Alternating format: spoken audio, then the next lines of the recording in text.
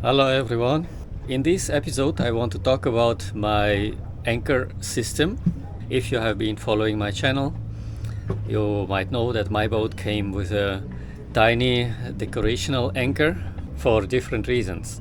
So I had to do something and I upgraded to a proper anchor and got myself a Rocna 25 kilos, and I changed the chain and got the electric windlass. So there was a lot of things to do. I needed to do the wiring and get the power provision for the windlass. And I want to show you how I did it, what I did, and how it works for me. I always wondered how much energy it actually takes to retrieve the anchor and deploy. That was also my questions when I was planning about the battery and the capacity of the battery, how many amps and the charging system and everything. Now I have my experience with that, and I've documented and measured and recorded what exactly is happening. Now I'm sharing this information with you. If you're interested and want to see, stay tuned and let's get into this.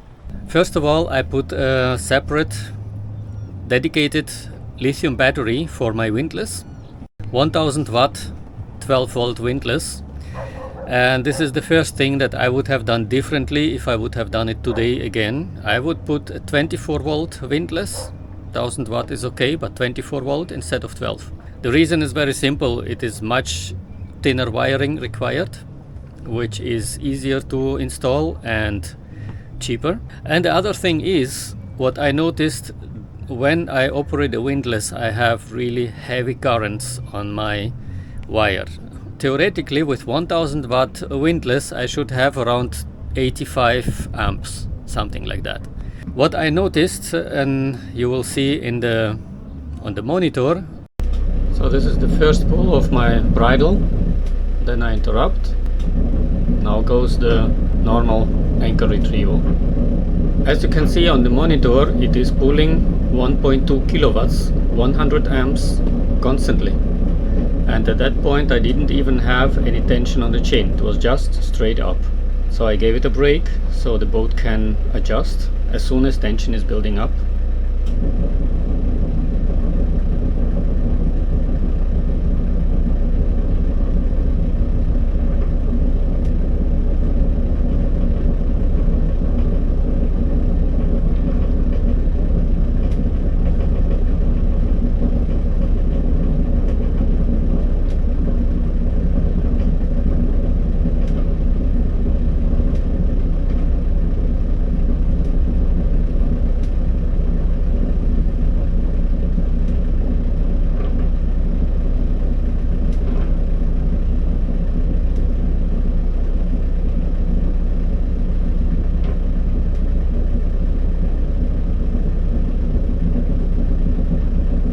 So you see the battery is working really hard and you see the spikes.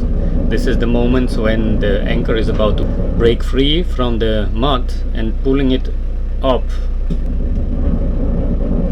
After this procedure I feel always pity with my battery, and now I'm paying even much more attention just to avoid any tension on the chain when I'm retrieving the anchor.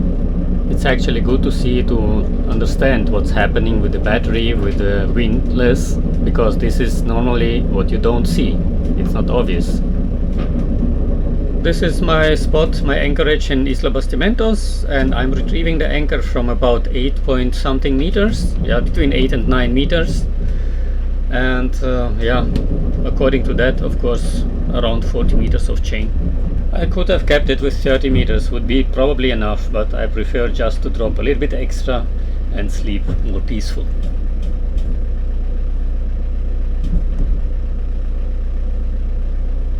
Alright, let's head over to Bocas town.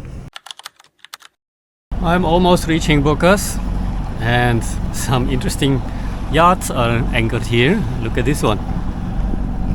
I don't know what you think about this one, but I've seen more beautiful boats than this one, honestly. I mean, everyone has a different taste, it's okay, but to me it doesn't look so pretty. Anyway, maybe it's just because I'm used to different shape. Maybe. My anchorage almost there. So this is dropping the anchor. At this spot the anchorage is about 10 to 11 meters.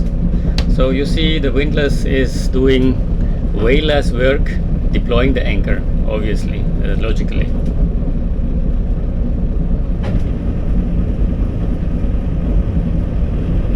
So this might look a little bit boring now, but I kept it on purpose in the full length and without speeding up so that you can see the real data of what it does and how much power it consumes and so on. I only cut a few small empty gaps from between, but the remaining part is all in original length.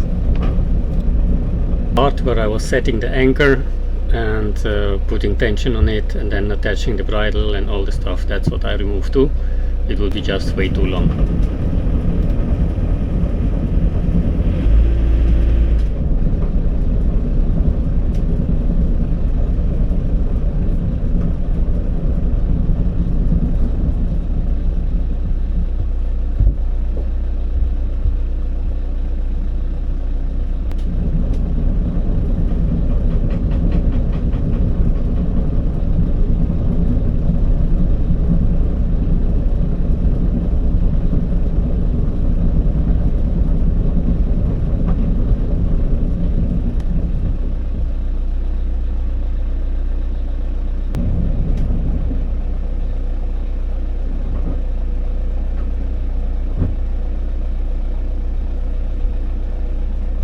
So when I got the boat, the winch was mounted in the front of the bow, basically here in this area. These are the old holes which I closed. My anchor, when the anchor is up, goes behind the winch. So it wouldn't be possible to use that spot, and it's actually also not a good thing for the chain below because there's not so much space. So I moved my Windlass now to the back. This is now here. This is my mounting, and yeah, this was my experiment here. I tried some things which didn't turn out so well as I wanted, but yeah, there are several reasons why it's like that. If I would do it today again, I would use a 24-volt system. Since this battery is dedicated and separate anyway, and it's just there only for the Windlass, no other purpose, it would be easy to go with 24 volts. Currently I'm charging this battery with a regular charger for lithium batteries, and I'm doing it in a little bit wasteful way, I know, but this works at the moment the best for me. What I do is just using the 230 volts outlets, so I don't use a DC-DC 12 volt battery charger, but I go through the inverter and then basically use that charger to charge my Windlass battery.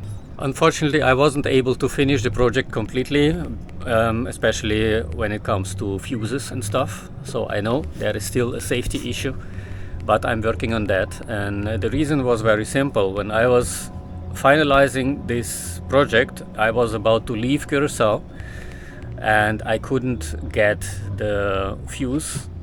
It was not available in Curacao. I had to just get to Panama, and for Panama there was a plan that someone from Europe would come to visit me and they would bring the fuse with them, or the fuses, which I need a few of them.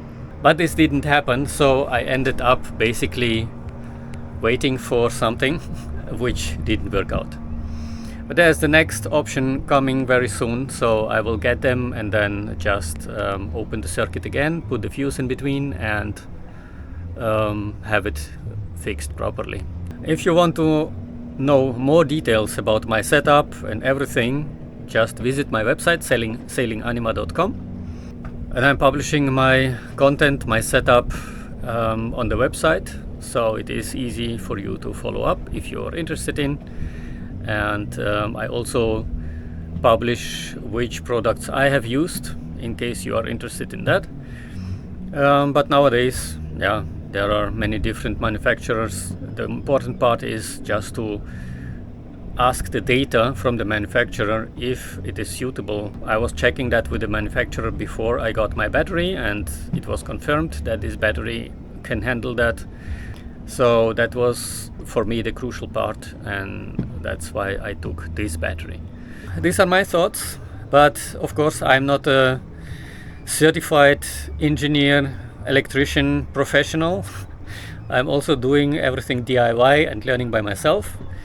And I'm soon to be a ChatGPT certified professional. No, I'm just joking, of course. But yeah, this is our time, and so there's a lot of learning by doing and collecting information and educating yourself when you are doing everything by yourself.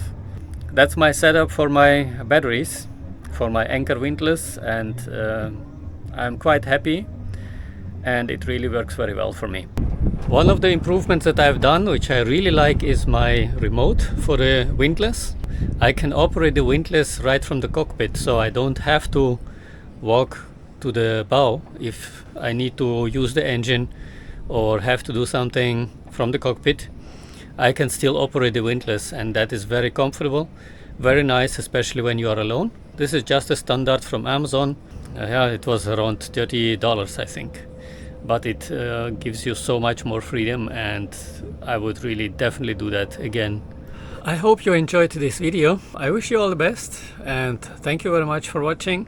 Special thanks to my Patreons. If you have any other questions that you want to know about my project, feel free to comment. See you next time. Bye bye.